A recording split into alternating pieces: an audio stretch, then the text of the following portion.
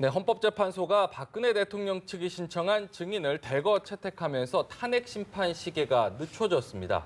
이제 관심은 이정미 재판관이 퇴임하기 전에 선고가 내려질지 가능성 여부입니다. 네, 이런 가운데 특검 수사의 정점인 박 대통령에 대한 대면 조사가 이르면 내일 진행될 것으로 보이는데요. 자세한 이야기는 세 분 모시고 나눠보도록 하겠습니다. 최창결 용인대 교수, 박태우 고려대 연구교수, 이두화 전 새누리당 의원 나오셨습니다. 안녕하세요. 안녕하십니까. 어서 오십시오.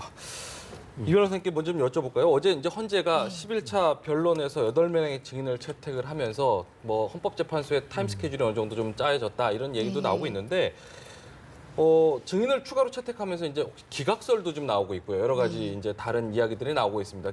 기존 흐름하고 어떻게 좀 달라질지 전망을 좀 해볼 수 있을까요? 예, 이제 뭐 기존 흐름하고 좀 달라진다는 건 기존에는 사실 2월 말에 선고할 가능성도 있다, 3월 초 이렇게 얘기를 했는데요. 예. 아무래도 그게 이정미 재판관 퇴임 날짜 때문에 3월 13일 이전에 선고할 가능성이 크다라고 얘기를 했었는데 네네. 그 가능성이 이제 좀 낮아진 거죠. 그러니까 이정미 재판관 퇴임 이후로 선고가 될 가능성도 있고요. 아니면 뭐 이정미 재판관이 평의까지는 하고 선고는 이제 3월 중순에 선고를 하는 방법도 있지만 그건 조금 인위적인 면도 있어서요. 네. 아무래도 이제 선고가 늦춰질 가능성이 있습니다. 네. 무엇보다도 22일까지 이제 증인 신문이 기일이 잡혀 있는데요. 네. 대통령 측에서 지금까지 그 피청구인 측 그 소추인단이 하는 행동을 보면 재판을 지연시키는 게 유리하다고 기본적으로 생각을 하시는 것 같아서 네. 증인들 중에 일부가 불출석하거나 지금도 아마 채택돼 있는 증인일 텐데요. 뭐 이재만 비서관이나 안봉근 비서관이 또 나오겠다고 한다든가 아니면 대통령께서 직접 나오셔서 진술을 하시겠다고 한다면 22일 날 재판이 끝나지 않을 가능성도 크거든요. 그렇군요. 예. 예. 그 추가로 증인이 이제 채택된 수가 너무 많다라는 일부의 입장도 있고요. 또 박 대통령 대리인단 측에서는 이마저도 좀 약간 부족하다라는 입장이 있는데 좀 어떻게 보시나요? 그래서 현재 앞으로 증인이 17명 정도 더 이제 들어볼 그런 스케줄이 있는데 앞으로 2주 동안 변론을 계속한다는 이야기인데 원래 청와대에서 요구한 39명인가요? 거기에서 많이 빠졌고 이번에 이제 17명 중에서 8명을 추가해가지고 네. 그래도 어느 정도 그 변호인단의 그 요청을 들어줬습니다. 그래서 조금 시간이 지금 지연되고 있는데 헌재 입장에서는 소추위원단 측 의견도 들어야 되고 또 변호인단 의견을 들어야 되는 지금 중간자정 입장에서 또 청와대에서 만에 하나 나중에 뭐 증인을 너무 채택 안 하면은 전원 사퇴를 한다든지 저 변호인들이 이러면 더 어려워질 수 있잖아요. 그러다 보니까 좀 양측 입장을 적절히 조율하고 있다 이런 생각이 들고 그러나 이제 이 변호인들이 지금 여러 가지 논리를 가지고 되도록이면 좀 탄핵 판결을 늦추려고 지연제소를 쓰고 있는 거 확실해 보입니다. 그래서 뭐 과거의 판례를 보면은 변론이 끝난 다음에 보통 한 2주 정도 판결문을 쓰고 하면서 시간이 걸렸다. 이것도 과거의 사례지 꼭 이번에 그렇게 해야 된다는 건 없어요. 과거에 노무현 대통령 보면 2004년도 4월 30일 날 변론이 끝나고 한 2주간 판결문을 쓰고 그러면서 5월 14일인가 이게 탄핵 판결이 마지막 났어요. 이런 선례가 있어가지고 이번에는 3월 중순까지 어렵지 않느냐 이런 이야기들이 흘러나오는데 네. 아무튼 뭐 좀 변수가 많이 있기 때문에 우리가 조금 더 지켜보면서 토론을 해봐야 될 것 같습니다. 네. 이런 분위기 속에서 여권에서는 어쨌든 탄핵 기각을 주장하는 목소리가 점점 더 커지고 있고요. 반면 야권에서는 이제 다시 촛불 들어야 된다 이런 분위기가 어제도 보면은 뭐 헌법재판소 앞에서 기자회견도 하고 뭐 여러 가지 목소리가 계속 나왔거든요. 이 분위기가 좀 어떻게 달라질까 싶은 생각이 들어요. 지금 이제 탄핵 인용이 3월 13일 이전에 하는 게 바람직하다라고 이제 박한철 전 헌재소장이 얘기했는데 지금 네. 두 분이 말씀하신 그러한 이유들 때문에 3월 13일 이후로 늦춰질 가능성이 굉장히 높아지고 있는 거잖아요. 그러다 네. 보니까 여론도 좀 바뀔 가능성이 있지 않느냐라는 일각의 어떤 그 전망들이 있어요. 네. 그리고 박 대통령이 지난 25일 날 그 어떤 인터뷰에서 그런 얘기 했잖아요. 뭐 태극기 집회가 촛불 집회보다 더 뭐 많다. 뭐 이런 얘기를 했어요. 규모가. 그런데 어쨌든 이러다 보니까 지금 새누리당 일부도 그렇고요. 대통령에 대한 이 헌재의 재판이 인용이 아니라 기각이 될 가능성이 있지 않냐 이런 건데 그건 뭐 결국은 봐야지 하겠습니다만 지금 전반적인 분위기는 여전히 전 국민들의 일반적인 여론은 탄핵해야 된다는 게 많은 걸로 제가 알고 있습니다. 물론 이제 그때 비해서 탄핵이 12월 9일 날 가결되고 14차에 걸쳐서 쭉 촛불 집회가 이어지고 있는데 그때에 비해서 탄핵 기각이라든지 탄핵에 대한 반대 여론이 조금 높아진 것만은 사실인 것 같습니다. 그럼에도 불구하고 전체적인 대세의 흐름이나 민심은 어쨌든 탄핵 인용 쪽으로 가고 있는데 문제는 지금 어쨌든 탄핵 인용이 너무 늦어지게 되면은 여러 가지 변수가 생길 가능성이 있다라고 보는 거잖아요. 지금 그래서 대통령 측의 변호인단, 대리인단은 어떤 이유로든 간에 증인 신청도 좀 많이 하고 이러면서 자꾸 이제 늦추려 하는 거잖아요. 그리고 대통령의 이 변론길이 어떻게 잡히느냐도 굉장히 변수일 것 같아요. 네. 헌재가 22일 날 이제 최종 이제 신문기일을 잡긴 잡았습니다만 네. 그 이후에도 할 수 있다라는 입장이란 말이죠. 그렇다면 지금 대리인단의 입장은 헌재에서 최종 변론기를 잡으면 그때 가서 대통령의 헌재 출석 여부를 결정하겠다라는 게 대리인단의 입장이에요, 지금. 네네. 네. 그러니까 어떻게 될지를 알 수가 없는 거죠. 오늘이 수요일이잖아요. 근데 월요일 날 이번 주 시작할 때 나왔던 얘기가 이번 주가 탄핵의 일정이 나오는 중대한 시기다라고 얘기했는데 일정이 최종 나오지도 않았어요. 지금 22일 날까지 신문기일만 잡혀 있는 겁니다. 네. 그러니까 증인도 생각보다 15명 신청했는데 대체로 뭐 법률가들은 5명 안쪽으로 증인 신청을 허용할 거라는 전망이 일반적이었던 것 같아요. 제가 알기에는. 근데 8명을 한 거는 반보다 약간 넘은 거잖아요. 그러니까 공정성을 많이 의식한 건데 지금 국회의 권성동 법사위원장, 네. 국회 소추인단이잖아요. 그 권성동 의원도 너무 공정성만을 의식한 것 같다라는 얘기를 하고 있는 상황이거든요. 그래서 지금 이런 뭐 대통령 변론기일도 변수가 될 것 같고 네네. 또 불출석 사유서 내면은 또 그 시간 또 기다려줘야 되고 막 이런 상황 때문에 탄핵이 변수가 생긴 것만 분명해 보입니다만 역시 아까 말씀드린 바와 같이 결론적으로 탄핵 인용은 전 큰 흐름에는 변화가 없지 않겠는가라고 전망을 합니다. 네. 네.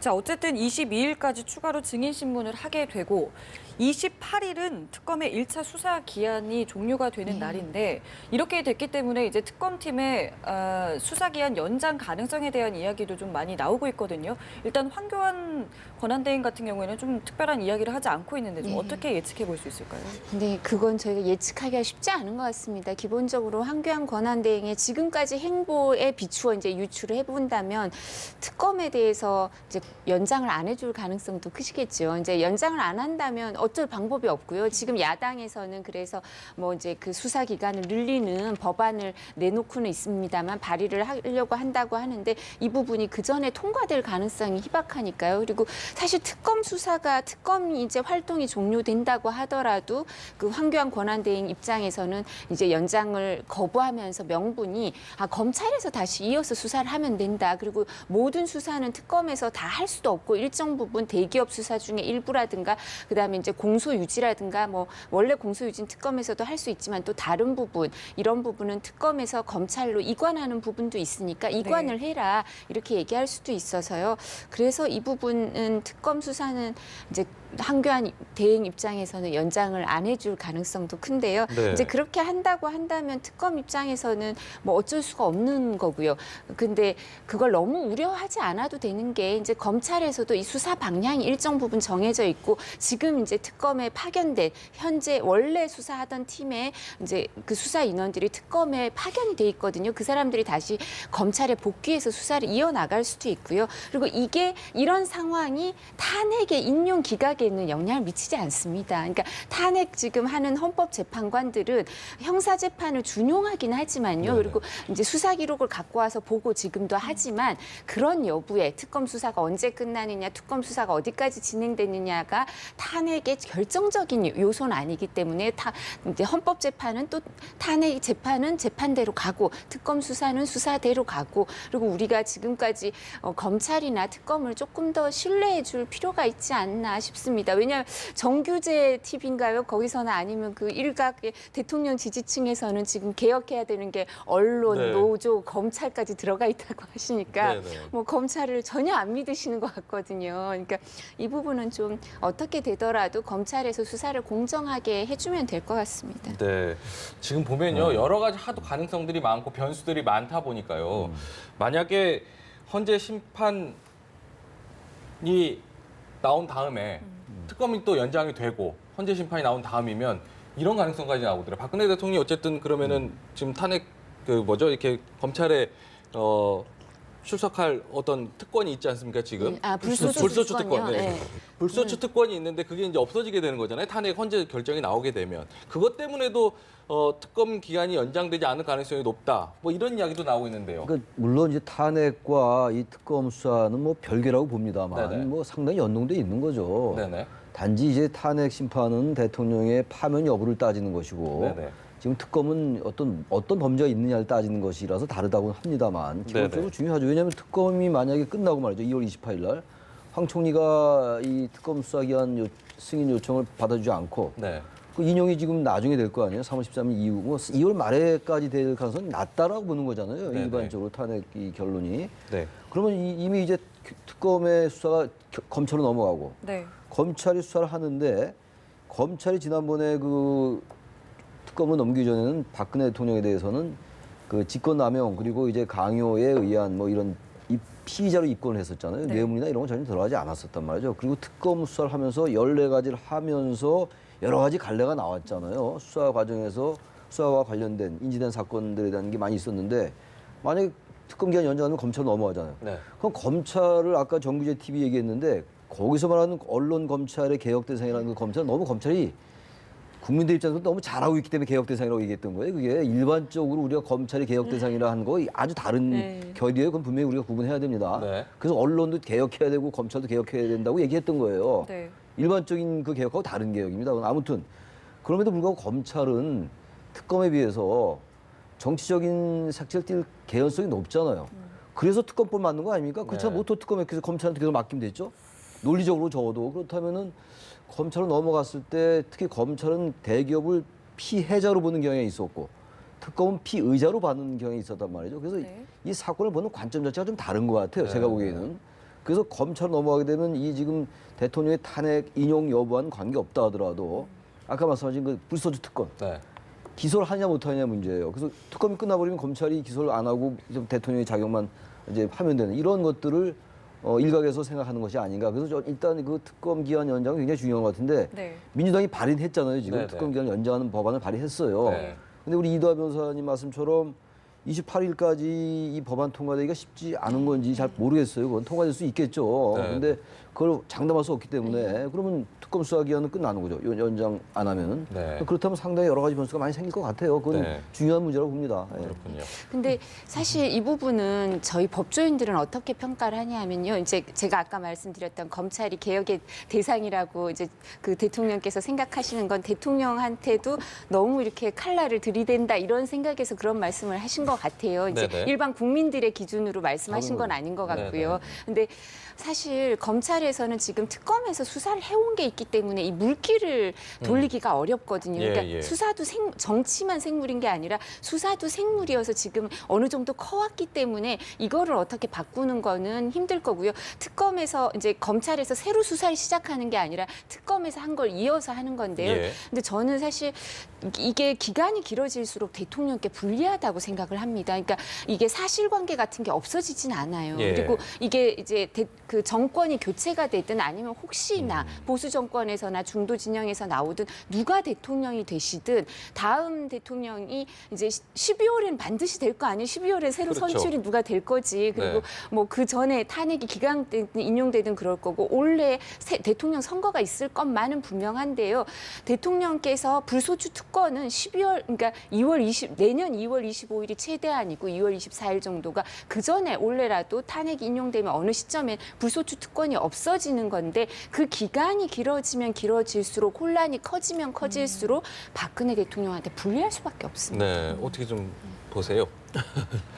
저는 일단은 대통령 현재 심정은 되도록이면 연장을 하는 거를 원할 겁니다. 지금 이 실타래처럼 얽힌 여러 가지 문제, 대통령은 이 법적인 문제만 생각하는 게 아닐 거예요. 그리고 정치적인 판단을 앞세울 수가 있고 법리적인 판단은 물론 검찰이나 법원에서 하리라고 믿습니다만 대통령 머릿속에는 저는 정무적인 판단이 먼저일 겁니다. 왜냐하면 우리 이제 일반 국민들이 보는 이 정국하고 대통령이 보는 정국은 또 다를 수밖에 없고 그래서 제가 항상 이야기합니다만은 우리가 이제 이런 잘못은 반드시 꾸짖고 엄격하게 물어야 되지만은 지금 한반도가 처한 상황이라든지 이런 국내 정치 여러 함수를 보면은 너무 국내 정치에 몰입되다 보면 자칫 대한민국호가 큰 그림에서 그려 나가야 될 여러 가지 큰 기회를 실기할 수 있기 때문에 대통령은 그 점도 생각하면서 지금 대응을 하고 있다. 저는 그런 판단을 해보는 거예요. 물론 여론은 안 좋을 수가 있어요. 그리고 우리 최 교수님 아까 말씀하셨습니다만은 주초에 종합일보 여론조사 보니까 촛불 집회가 최초에 시작할 때는 탄핵을 인용해야 된다는 주장이 뭐 압도적이었습니다만 지금 보니까 한 72% 대충 거기까지 지금 떨어지고 탄핵 기각을 지지하는 층이 뭐 20% 이상 올라가 있는 뭐 이런 여론 변화의 추이도 보이더라고요. 동아일보 보니까 이런 걸 보면서 대통령은 조금 더 시간을 가지고 법리적인 대응을 하고 변호인단한테 최대한 기회를 주는 쪽으로 지금 방향을 정한 게 아닌가 저는 그런 판단을 해봅니다. 그 뭐 좋은 말씀인데요. 저 대통령이 안보나 국가의 앞날을 생각한다면 전 탄핵 이 여부를 빨리 종결시키는 게 맞다고 봅니다. 저는 탄핵의 최종 결론 저도 모르겠어요. 네. 국민 여론이 뭐 70% 80% 된다고 해도 결국은 헌재 재판관들이 결정 내리는 거잖아요. 예. 사실 그거는 좀 국민주권주의에 어떤 면에서 위배된다고 보는데 여기서 뭐 그것이 주제가 아니니까 그 얘기 하지 않는다 하더라도 그렇다면 지금 국정 공백이 분명히 있는 거예요. 지금 환경 권한대행이 뭐 거의 대선 주자급의 행보를 한다 하더라도 이건 분명히 비정상적인 상태예요. 물론 헌법 절차에 따라서 대행이 지금 역할을 하고 있다 하더라도 말이죠.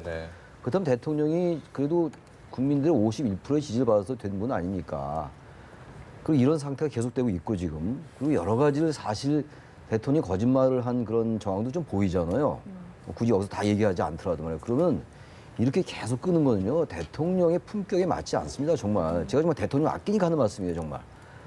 그런다고 한들 이게 결론이 바뀌지도 않을 거고 그걸 충분히 설명했지 않습니까? 근데 자꾸만 이걸 장기화시키면 국정도 공백이 깊어지고 대통령 스스로의 품격도 떨어진다라고 저는 생각합니다. 어쨌든 비정상적인 상황을 빨리 정리할 필요가 종결해야 있다. 된다라고 생각해요.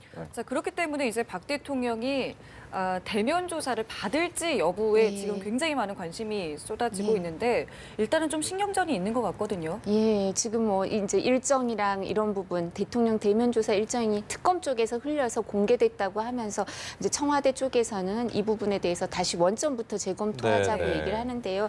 근데 저도 두 분 말씀 듣고 저희 이제 법조인들끼리는 어떤 얘기를 하냐면 대통령께서 헌법재판, 그 탄핵 심판이나 아니면 여러 가지에 대응하시는 태도가 일정 부분 법리적으로 충실한 대응이 아니라 지연 전략이라고 비난하거나 아니면 지연 전략이라고 보는 사람들도 꽤 있어요. 법조인들 중에서는. 지금도 사실 이게 공개가 됐다고 하더라도 그냥 받으시면 되잖아요. 네네. 그러니까 왜냐하면 그 장소나 시간, 내용이 공개된 거는 장소나 시간은 공개할 수도 있습니다. 근데 왜냐하면 이제 그게 경호 문제가 있다 하더라도 네네. 어차피 뭐 청와대 경내니까요. 경내에서 경호가 보장되는 거니까 그냥 국민들을 위해서 언제쯤 할 거다, 어디서 할 거다. 근데 내용은 공개를 안 하겠다. 이렇게 하셔도 되는데요. 네네. 이제 이 부분에 대해서 원점 재검토 얘기를 한다든가 증인과 관련된 여러 가지 태도를 보고 좀 그렇게 생각하는 게 있으니까 이제 법조인들은 사실 이게 그냥 보통 우리가 일반 재판할 때 형사 피고인들, 형사 재판이나 민사 재판할 때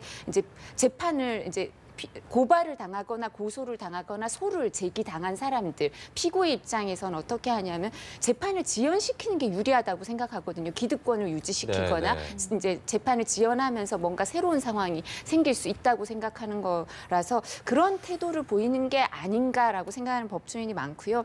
지금 헌재의 가장 큰 고민은 사실 재판은 공정할 뿐만 아니라 공정하게 보여야 한다는 법원이 있고요. 또 지연된 정의는 정의가 아니라는 법원이 있어요. 그러니까 이 두 가지 중에 어디다 좀 중점을 둘 건가, 이거 두 가지를 어떻게 조화를 이룰 건가, 그리고 또 헌재는 정치적인 면이 있기 때문에 국정 공백을 최소화하는 방법, 그리고 어차피 사실 대통령께서 탄핵이 기각이 된다 하더라도 뭐 어차피 12월, 2월, 내년 2월이 되면 임기가 끝나는 거고요. 그리고 다시 탄핵이 기각돼서 업무로 복귀하신다 하더라도 얼마나 리더십을 발휘할 건가, 국민들과의 신뢰관계가 어느 정도 계속 지속될 건가, 이런 부분도 헌법재판소 재판관들도 생각을 할 수밖에 없습니다. 그런데 중요한 말씀 하셨는데 지연된 정의라고 그랬는데 법적으로 보장된 6개월 안에만 하면은 지연된 정의는 아닌 거죠. 그래서 뭐 물론 전에 박한철 헌재소장은 신속 정확을 이야기하면서 신속함 쪽으로 이야기했지만 지금 대행을 하고 있는 이정미 재판관은 정확한 게 중요하다고 해서 조금 지금 기류가 바뀌고 있잖아요. 그리고 모르긴 모릅니다만은 지금 민심의 변화가 있고 그래서 이거는 사실 어떻게 보면 세계적인 판결문이 될 텐데 노무현 대통령 판결문도 우리가 전례가 있습니다만은 이거를 법적으로 정확하게 규명을 하지 않고 판결문을 쓸 수는 없는 거예요. 그래서 박근혜 대통령께서 아마 이런 태도를 갖게 된 거는 그동안 언론들이 너무 과대 보도하고 이렇게 앞서서 허위 보도하고 이런 측면도 많이 있잖아요. 그런 거에 대한 저항감도 있는 거예요. 처음부터 정확하게 진실만을 객관적으로 보도하고 우리 사회가 그렇게 됐다면 그렇게 안 했을 겁니다. 그리고 촛불 시위도 마찬가지예요. 순수한 민심도 있습니다만은 이면에는 말이죠. 민중혁명으로 보수 정권을 뭐 보수를 갈아엎느니 이렇게 정치 선전선동으로 가다 보니까 그런 거에 대한 반작용으로 진영 논리로 지금 이념 대결까지 가고 있는 거 아니겠습니까? 작용 대 반작용이라고 보는 거죠. 그래서 대통령만 탓하기에는 우리 사회의 분위기가 그렇게 공정하지도 않고 여러 가지가 막 실타래처럼 얽혀 있다. 우리가 종합적으로 좀 볼 필요가 있다. 저는 그런 말씀을 드리는 겁니다. 이 법적 규명을 하려면 사실상 어떤 정확한 그 사실을 확인을 좀 해야 될 필요가 있을 텐데 사실 이 부분에 대해서 사실 여론이 좀 좋지 않은 부분이 압수수색이라든지 이런 부분을 통해서 증명해 보이면 될 텐데 이 부분을 거부하고 있는 부분도 있거든요. 청와대 압수수색은 우리 헌정사상 전례가 없고요. 네. 그리고 제가 아마 말씀을 드린 것 같은데 네, 네. 그리고 대한민국이 법치국가고 지금까지 뭐 이 정도 민주주의 하면서 제가 보기에는 그렇게 왜곡되든지 뭐 법칙 규명이 잘못돼 가지고 국민들이 실망한 적은 없는 것 같습니다. 과거에 물론 권력형 비리에서 권력이 개입된 사례는 있겠습니다만 네, 네. 그리고 대한민국이 분단 체제에서 사는 한은 청와대는 극도의 보안 시설입니다. 그걸 그냥 내줄 수 없어요. 그런 측면도 있다는 걸 우리가 좀 이해를 하고 그리고 대통령께서 출두한다는 거 아닙니까? 이제 헌재도 나갈 거고 특검도 투표소를 받겠다고 하니까 안 한다는 게 아니니까 우리가 조금 시간을 두면서 한번 점검을 해보자. 저는 그런 말씀드리는 겁니다. 네. 저기 제가 우리 박 교수님 말씀에 이렇게 반박하고 싶은 마음은 별로 없는데 괜찮습니다. 그 말씀 좀 드려야 될 것 같아요. 뭐 상당히 맞는 말씀이에요. 민심이라는 게 뭐 탄핵을 촉구하는 것만이 민심은 아니니까. 네, 네. 그리고 탄핵에 반대하는 민심도 존중돼야 되는 겁니다. 근데 지금 아까 말씀하신 것처럼 뭐 이 촛불로 해서 여러 가지 그 불필요하고 과잉된 얘기가 나온다라고 말씀하셨잖아요. 그렇게 따지면요. 지금 탄핵을 반대하는 쪽도 이른바 페이크 뉴스라는 거. 어마어마합니다. 가짜 뉴스고. 완전히 사실을 왜곡해가지고 막 퍼뜨린 뉴스 굉장히 많아요. 그건 마찬가지라고 보고. 많기로 따지면 이쪽이 더 많겠죠. 태극기 집회하는 쪽이. 그래서 그러나 양쪽의 그 의견은 존중돼야 되는지 저는 이런 걸 하나 지적하고 싶어요. 지금 태극기 집회 나오시는 분들이 있잖아요. 규모가 분명히 많이 늘어났어요. 근데 거기서 정말로 보수 쪽의 가치, 애국, 그래서 태극기를 들고 나오는 거 아니겠어요. 근데 그런 것을 정말 하고 싶은 사람들이 많이 있다고 저는 생각합니다. 태극기 집회 나오시는 분들이. 근데 그분들의 오히려 순수한 의도가 좀 왜곡될 수 있다고 생각해요. 너무 이렇게 대통령이 1월 1일 날 기자간담회에서도 기습 기자간담회를 해가지고 자신들에게 유리한 걸 막 일방적으로 하고 기자들 질문도 받지도 않고 그리고 25일 날도 특정 매체를 지목해서 그것도 생방송도 아니고 뭐 형식을 남을 건 아니겠습니다만 네. 상당히 사실관계에 맞지 않는 말씀을 많이 하셨거든요. 이런 것들은 법리의 문제가 아닌 거예요. 그러니까. 그래서 아까 우리 이도하 변호사 말씀이 지연된 적인 정의가 아니다가 아마 이런 상황을 얘기할 겁니다. 아마. 또 하나 문제는 공정하게 하는 것도 중요하지만 공정해 보이는 것도 중요하다는 건 그만큼 절차가 중요하다는 얘기 그렇죠. 아니겠어요? 네. 지금 저는 이 특검이나 헌재가 절차를 무시하지 않는다고 생각합니다. 그래서 15명 중에서 8명도 받아들였고 특검도 아주 정확하게 그 절차 입각해서 하는 거죠. 그래서 이거는 아까 대통령 얘기 잠깐 나왔습니다만 대통령께서도 물론 이제 본인 입장에서 볼 때는 어떻게 지연시킬 생각이 왜 없겠습니까? 그러나 어쨌든 그런 생각이 있다 하더라도 이 나라의 5천만 국민의 과반이 지지한 대통령이라면은 법리적으로 방어하는 건 문제가 없죠. 방어권 네네. 보장을 해야 되는 거, 방어권이 보장돼야 되는 거니까. 근데 아까 말씀드린 그런 몇 가지 그런 것들은 법리의 문제가 아니잖아요. 그건 궁색해 보인다는 겁니다. 저는 그런 걸 지적했던 겁니다. 네, 네. 알겠습니다. 자, 이번에는 정치권 소식도 좀 짚어보도록 하겠습니다. 일단 국민의당 이야기부터 해볼 텐데요. 손학규 의장이 이제 국민의당에 들어가게 되면서 글쎄요, 이제 어느 정도의 뭐 스몰 텐트는 좀 갖춰진 것 같은데 이게 대선 지형에 좀 어떤 큰 영향을 미칠까요? 아니면 좀 미풍에 그칠까요? 어떻게 좀 보세요? 이제 이 부분은 사실 지금 국민의당에게는 아주 호재겠죠. 그러니까 일정 부분 중도 세력에 있어서 텐트를 쳤다는 데는 의미가 있는 것 같습니다. 그냥 국민의당만 있었다면 또 손학규 의장대로 따로 있었다면 보는 것보다 이제 통합을 하면서 어떤 시너지 효과는 확실히 있는데요. 근데 이 부분과 관련해서 좀 더 외연으로 확장하거나 빅텐트까지 가려면 김종인 전 대표라든가 이런 사람들이 어느 정도 가세해 줄 건가 아니면 그냥 그렇지 않다면 국민의당 내부에서 손학규 의장과 그 안철수 전 대표가 경선하는 걸로 예. 끝나는 모양새면 네. 빅텐트라고 하긴 또 어렵고 외연을 확장하는 데 있어서는 일정 부분 제한이 있을 수밖에 없을 것 같아서요. 근데 이제 일정 시작은 된 거죠. 이제 시작은 된 건데 이제 끝이 창대할지는 네. 이제 추가적으로 이 부분에 대해서 얼마나 더 통합을 할 수 있는지 그리고 그 추가적으로 들어오는 세력이 어떤 세력들이 있는지를 좀 더 지켜볼 필요는 있을 것 같습니다. 네. 손 의장 같은 경우는 김종인 전 대표와 통화를 해서 뭐 먼저 가서 잘해라 이런 말을 들었다라고 얘기하는데 김종인 전 대표 같은 경우는 좀 거리를 두는 것 같아요. 어떻게 좀 해석을 해봐야 될까요? 김종인 전 대표 생각을 제가 알 수는 없겠습니다만 네네. 김종인 전 대표는 아직 이 상황을 좀 보는 것 같아요. 확실한 나름의 지향이나 철학을 갖고 있는 분 같지 않아요. 제가 아주 단적으로 말씀드리면은 네. 왜 그러냐면은 이런 상황 속에서 뭘 가서 있으라고 그럽니까? 가려면 빨리 이쯤 되면은 나오든가 제3지대 합류하든가 네. 아니 민주당이 있긴다 이렇게 얘기해야 되는 거죠. 먼저 가 있어라 이런 게 어디 있습니까? 지금 국회의원 하신 분 계십니다만 저는 그래서 김종인 전 대표의 생각은 지금 만약에 바른정당이나 새누리당에 뭔가 둥지가 마련되면 거기 갈 의향도 있는 것이고 예. 그리고 지금 국민의당이나 안철수, 손학규 이쪽 진영에 뭔가 자리가 생겨서 공간이 있으면 일로도 가고 예. 저는 그런 생각으로 봐요. 저는 그렇게 올바른 정치적 태도는 아니라고 생각합니다. 이런 국면은 적어도. 예. 근데 저는 제가 너무 직선적으로 말씀드리는지 모르겠는데. 네. 네네. 최 교수님 말씀대로 지금 김종인 의원은 제가 보기에는 지금 탈당과 장애 잔류할 확률을 50대 50으로 보입니다. 왜냐하면 어제 내가 대전에서 뭐 기자한테 전화를 받아 지방지 전화한테 기자를 받았는데 그분이 말씀이 김종인 의원이 지금 탈당을 해서 아까 말씀 제3지대 텐트론의 조종자 역할을 하는 확률이 어느 정도 되느냐 아니면은 안희정 지사가 지금 좀 부상을 하니까 어차피 친문 패권 중과는 손을 건 물과 기름과의 관계인데 문재인 후보의 대척점에서 안희정 지사를 지원해서 당내에 남아있는 확률은 어느 정도가 될 것이냐 저한테 물어보길래 저는 50대 50이 아닐까요? 지금은 상황 변화에 따라서 어디를 흐를지 우리가 잘 모르겠다. 네. 갈 때 흔들리는 여자의 마음처럼 아마 바뀔 것이다 이런 말씀 드렸는데 네. 지금 김종인 의원은 여러 가지 고민을 하고 있을 겁니다. 그래서 최종 아마 결정은 탈당을 하더라도 뭐 2월 말경에 아마 빨리 적어도 탄핵이 인용되느냐 기각하느냐를 보면서 결정할 것이지 3월 초나 그게 빨리는 안 할 것이다 이런 생각이 듭니다. 저도 그게 궁금했는데 결정적인 그 계기가 탄핵 여부에 네. 달려 있다고 네. 보시는 거군요. 근데 네. 중도라는 영역이 우리가 이번 선거에서 굉장히 많이 커졌잖아요. 네네. 중도 보수, 중도 진보 이른바 이제 그것이 스몰 텐트가 합쳐서 빅 텐트가 된다는 거였잖아요. 네. 네네. 중도 보수의 쪽에서 계기가 되는 이 스몰 텐트, 이쪽 중도 진보의 스몰 텐트 합쳐서 이게 제일 중요한 변수가 반기문 총장이었단 말이에요. 근데 이분이 이제 중도를 하차하니까 이제 이쪽에 손학규 의장과 이제 안철수 전 대표가 이제 스몰 텐트 친 거예요. 네네. 중요한 변수가 되겠죠. 그리고 이제 여전히 중도 진영의 그 비율이 높잖아요. 지금 물론 이제 문재인 전 대표가 지지율이 계속 수위를 달리고 있습니다만 그렇다면 이 중도표가 어느 쪽으로 가느냐에 따라서 지금은 제3지대라는 게 대단히 미약해 보여요. 사실 왜냐하면 문재인 전 대표의 지지율에 못 미치잖아요. 안철수 전 대표나 손학규 의장의 지지율을 합친다 하더라도요. 네. 그리고 유승민 뭐 남경표 의원, 남경표 지사 다 합쳐도 안 되잖아요. 근데 중도표가 여전히 있기 때문에 탄핵 정과 맞물려서 이 이른바 친박 친문, 지금 뭐 친박이라는 말을 하는 게 의미가 얼마나 있는지 모르겠습니다만 친박 친문을 제외한 이런 중도 진영이 만약에 어느 쪽으로 쏠린다면은 제3지대의 파괴력은 여전히 가질 수가 있죠. 단지 지금으로 봐서는 여전히 문재인 대표가 세기 때문에 그런 말씀 못 드리는데 네. 아까 김정인 전 대표와 관련해가지고 네. 중도 진영이 넓어졌다 하더라도요. 기본 지향은 있어야 돼요.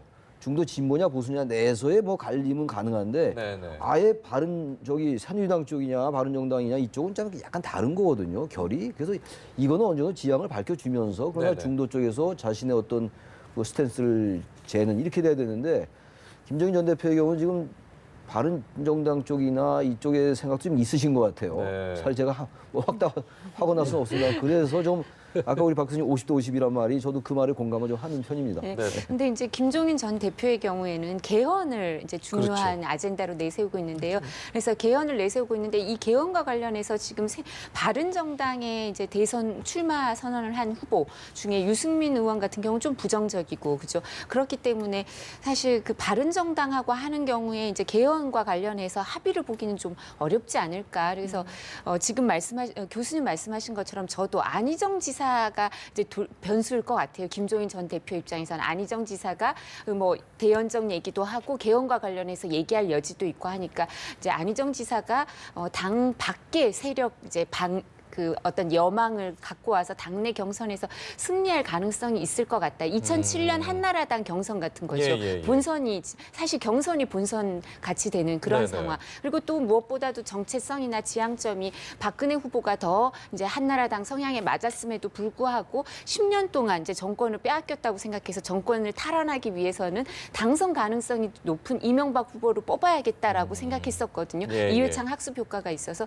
그것처럼 민주당 내부에 그런 기류가 형성이 된다면 김종인 전 대표 입장에서도 안희정 지사 가능성이 높아진다. 중도 외연층으로 확대가 가능하다 이러면 있을 수 굳이 있겠지만 나갈 이유가 예, 없어지는군요. 당내에서 도저히 여긴 극복이 안 된다. 여긴 네. 탄탄하다. 그렇다면 문재인 전 대표가 대세론이. 더불어민주당의 후보가 될 수밖에 없다고 한다면 밖으로 나올 수밖에 없는데 그 경우는 개헌과 관련해서 본인과 합의가 되거나 얘기가 되는 사람들을 고를 수밖에 없으니까 제3지대의 가능성이 높지 않나. 근데 말씀하신 것처럼 정치적으로 계산을 많이 하고 정치 공학이라고 생각할 수도 있지만 네. 저는 어떤 생각을 하냐면 사실 이제 지금 나라가 너무 혼란이 돼 있기 때문에 대선을 언제 치르든 그 이후가 더 문제일 수밖에 네, 네. 없고요. 소수당 갖고 이제 선거를 누가 되든 이제 뭐 과반의 정당을 가지고 하는 게 아니기 때문에요. 연정이라든가 이런 공동 정부라든가 협치 문제가 있을 수밖에 없기 때문에 어쩔 수 없이 이렇게 뭐 김종인 전 대표와 같은 생각을 가지든 어떻든 지향점은 분명해져야 되지만 네. 힘을 합칠 수 있는 사람들 이제 그 정치에 대해서 다른 프레임으로 볼 수 있는 그냥 단순한 정권 교체가 아니라 뭔가 정치를 새로운 방향으로 바꾼다고 생각하는 사람들이 마음을 좀 합쳐야 되지 않을까 싶습니다. 근데 그 연정이란 말이 많이 나오잖아요. 네네. 그래서 굉장히 용어가 좀 헷갈리는 것 같아요. 연정, 맞아요. 연대, 예, 요거 협치 공동 이거 다 다른 말들이거든요. 네, 네. 이거 너무 혼용해서 쓰는 경향들이 좀 있어요. 말하자면 연정이라는 거는요. 내각제 국가에서 과반이 안 되는 정당이 어쨌든 내각을 구성해야 될 거 아니에요. 의회를 구성했으면은 예. 그러면 이제 그 다른 당의 그 같이 이제 정책 연합을 해서 내각을 같이 주는 거 아니에요. 그 연정이잖아요. 그리고 이제 더 많은 정당과 하는 게 대연정이고 네. 규모가 작은 소연정인데 새누리당과의 연정 얘기가 지금 민주당 내에서 굉장히 지금 핵심이 논란이 되고 있잖아요. 안희정 지사의 지금 그 말과 관련해가지고 말이죠. 이건 김종인 전 대표와도 관련된 얘기예요. 안희정 지사가 만약에 대연정이 민주당 내에서 맥혀서 경선이 유리하게 작용한다면 김종인 전 대표가 민주당이 잔류할 가능성이 높아지겠죠. 네. 근데 문제는 연대를 한다는 건 저는 야권 연대만으로도 여소야대 극복할 수도 있을 것 같아요. 민주당의 의석과 바른정, 국민의당, 네. 그다음에 정의당 이렇게 합치면요. 웬만큼 할 수 있어요. 여소야대를 또 완전히 있으면 안 되는 현상으로 생각해도 안 됩니다. 네, 네. 사실 우리나라가 1987년도에 민주화됐잖아요. 1988년 13대 총선 때 4.16 총선이에요. 그때 여소야대가 처음 생겼어요. 그다음에 사실상 민주화 이후에는 여소야대가 보편적인 현상이었어요. 근데 이걸 항상 이제 인위적으로 바꿨죠. 네. 인위적인 정계개편. 이제 대표적인 게 1990년대 3당 합당이었고. 네, 네, 네. 그러니까 여소야대가 마냥 나쁜 것만은 아니에요. 근데 여소야대가 분명히 국정 운영의 발목을 잡는 면은 있습니다. 그래서 지금 누가 되더라도 여소야대니까 연대하자 말은 맞는데 예. 이게 무분별한 연정은 다른 거예요. 연대와 연정 구분할 필요가 이건 분명히 우리가 있다. 확실히 좀 얘기할 필요가 있다고 생각합니다. 네, 네. 자, 이렇게 아까 조금 전에 이제 이야기하셨을 때 더불어민주당 같은 경우는 경선이 대선 같다라는 표현을 해주셨는데 본선 그래서일까요? 같다고. 김부겸 네네. 의원은 어제 대선 불출마 선언을 했습니다. 이렇게 되면서 문재인, 안희정, 이재명 이 3파전으로 이제 네. 갈 것 같은데 글쎄 어떻게 좀 전망을 해볼 수 있을까요? 그 현재 뭐 지금 이 문재인 대 안희정, 이 지금 이재명 이게 지금 결선 투표가 변수인 것 같아요. 예. 1차에서 어쨌든 문재인 전 대표가 이긴다고 우리가 상정하고 그냥 예. 뭐 다들 그렇게 얘기하니까 네. 50%를 넘으면 얘기가 끝나는 거지만 50%안 되면 이제 안희정하고 이제 그 이재명 시장하고 연대를 하고 그러면 표가 바뀐다 이런 얘기들 하는 것 같은데 네.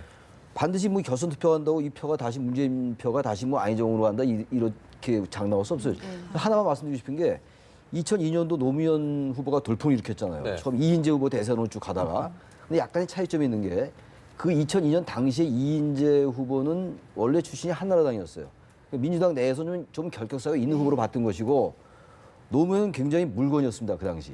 뭐 안희정이 물건이 아니라는 얘기는 아닌데 그래서 지금 문재인은 결격사가 없는 후보예요. 일단 네. 야권에서 있었던 후보니까 그래서 네. 그건 차이가 있고 그다음에 이제 노무현과 안희정의 그릇 물건으로 볼 때 전 노무현이 좀 큰 것 같아서 돌풍이 일으킬 가능성은 충분히 있습니다만 네. 2002년도와 단순 비교하기 좀 어렵지 않나라는 생각도 좀 들어요. 네, 네. 근데 이제 2002년도 말씀하시니까 제가 그 당시 어떤 대통령 후보를 국회 보좌관으로 모시고 있으면서 그때 경선을 한번 참여해봤는데 그 당시 노무현 후보는 해양수산부 장관하면서 지지율이 2%밖에 안 나왔어요. 반면에 이해창, 이인재는 뭐 거의 뭐 45대 뭐 55 뭐 이거 비슷하게 나오고 이럴 때입니다. 2001년도, 2000년도, 2002년도. 그런데 갑자기 노무현 후보가 청와대의 조직과 자금을 위해서 부상을 합니다. 그래가지고 결국은 이인재를 꺾고 그 당시 새천년민주당의 후보가 된 거 아니겠어요? 네. 제가 지금 안희정 지사를 주목하는 이유는 지금 안희정 지사를 미는 금강팀이라는 사람들 노무현 대통령을 만든 핵심 사람 여택수 전 행정관이나 서가번 전 의원, 윤태영 전 대변인 그리고 지금 이세돌까지 안희정이 후원회장으로 갔잖아. 이런 걸 네. 보면은 저는 바로 그 노무현이 벤치마킹하고 노무현의 신화를 재현하려는 안희정 지사의 그런 여러 가지 전략이 잘 먹히고 있는 거예요. 그래서 우리가 너무 문재인의 그 화석 같은 그런 당의 지지구도, 역학구도를 깰 수 있을까? 이거는 조금 좀 우리가 보면서 이번에 한번 지켜보자. 선명성 경쟁을 포기하는 문재인 현 후보를 보면은 상당히 어렵다는 생각이 듭니다만은 좀 지켜볼 여지는 있어 보입니다. 알겠습니다. 알겠습니다. 저희 세 분 말씀 여기서 마무리 짓겠습니다. 오늘 말씀 고맙습니다. 고맙습니다.